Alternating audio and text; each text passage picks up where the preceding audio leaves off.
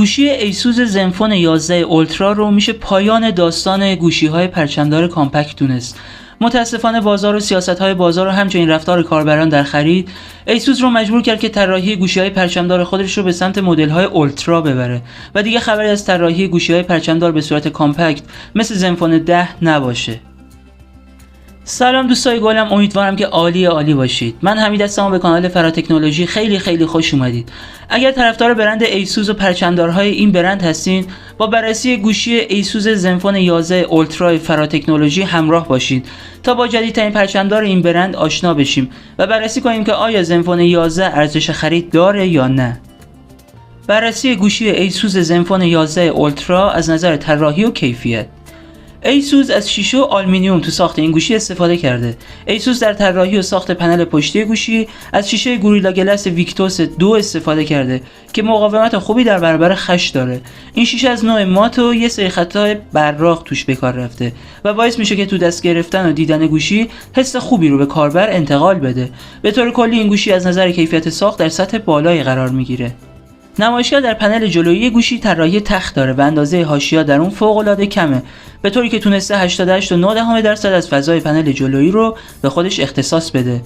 از لحاظ استانداردهای محافظتی باید گفت که ایسوس موفق شده برای جدیدترین پرچمدار خودش گواهی IP68 رو دریافت کنه که نشون میده این گوشی در برابر نفوذ آب و گرد و غبار در شرایط مشخص شده از عملکرد خوبی برخورداره. این استاندارد سلامت گوشی رو تا عمق 1.5 متری برای نیم ساعت تضمین میکنه. بررسی صفحه نمایش گوشی ایسوس زنفون 11 اولترا. صفحه نمایش گوشی زنفون 11 اولترا از نوع LTPO امولد با اندازه 6.78 اینچیه که نرخ نوسازی تصویر درون 144 هرتزه و از فناوری HDR10 هم پشتیبانی میکنه.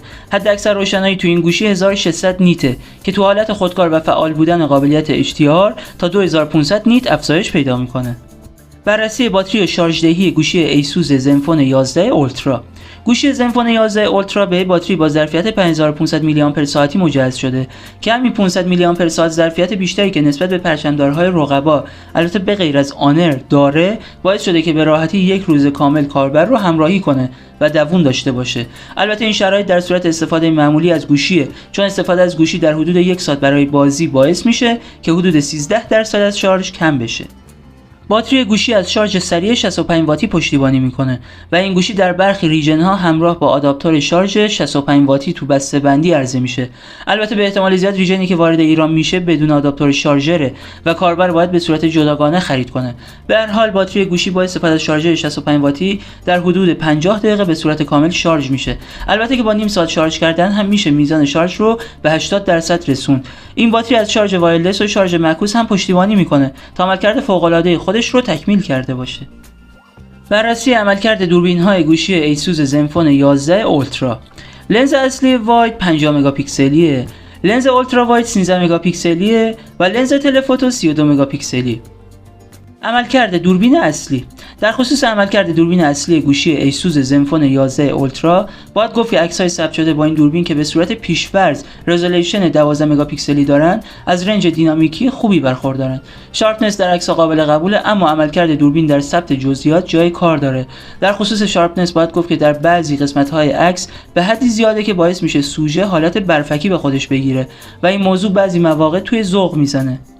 عکاسی دوربین اصلی در حالت پورتره فوق‌العاده خوبه، چون عکسایی که با حالت پورتره ثبت میشه عکسایی هستن که کاربر از نگاه کردن بهشون لذت میبره. عملکرد دوربین اصلی در عکاسی در شب اعجاب انگیزه و این لنز در حالت شب میتونه عکسای با کیفیتی ثبت کنه که میزان نویز در اون خیلی کمه. در عکسای ثبت شده در عکاسی در شب رنگ‌ها به خوبی نمایش داده میشه و جزئیات در سایه روشن‌ها فوق‌العاده خوبه. با استفاده از دوربین اصلی میشه با کیفیت 4K و نرخ‌های 30 و 60 فریم بر ثانیه و همچنین با کیفیت 8K و نرخ 24 فریم بر ثانیه فیلمبرداری کرد. کیفیت 8K که خیلی کاربردی نیست، اما تو فیلمبرداری 4K با هر دو نرخ عملکرد دوربین واقعا خوبه و جزئیات رو به خوبی ثبت میکنه. اما در فیلمبرداری فول HD یه مقدار کیفیت افت میکنه و برخی جزئیات تو تصاویر از دست میره.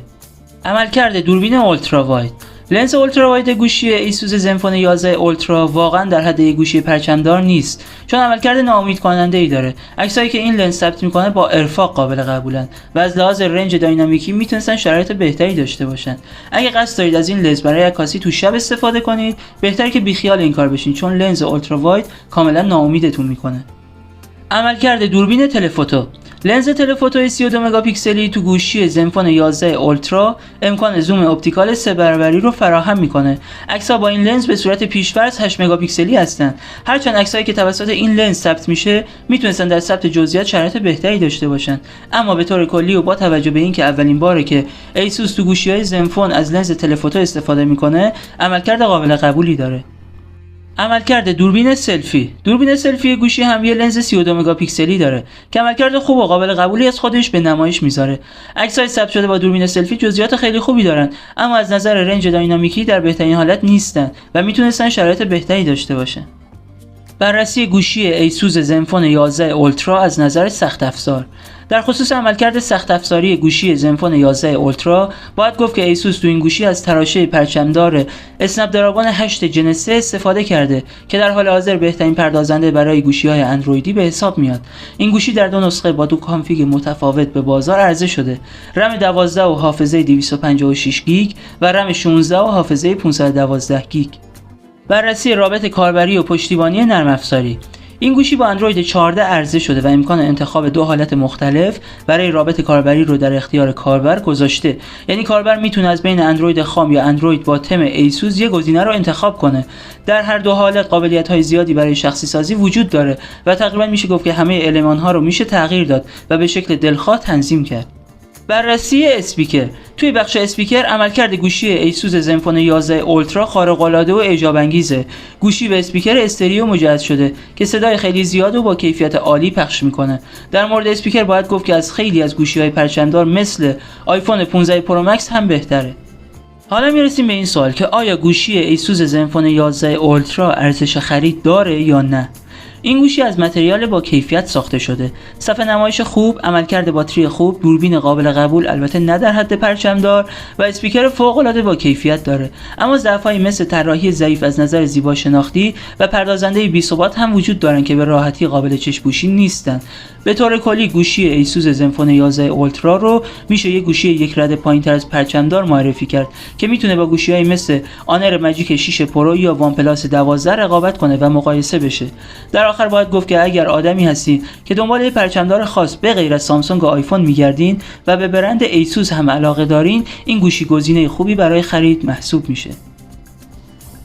در پایان ممنونم که این ویدیو رو تا آخر نگاه کردید و امیدوارم که از دیدن اون لذت برده باشین و همچنین امیدوارم که براتون مفید و کاربردی بوده باشه. ممنون میشم اگه کانال من سابسکرایب کنین و زنگوله رو بزنین که این کارتون برای من خیلی با ارزشه. لایک و کامنت هم فراموش نشه. قربون نگاه قشنگتون، خدا نگهدار.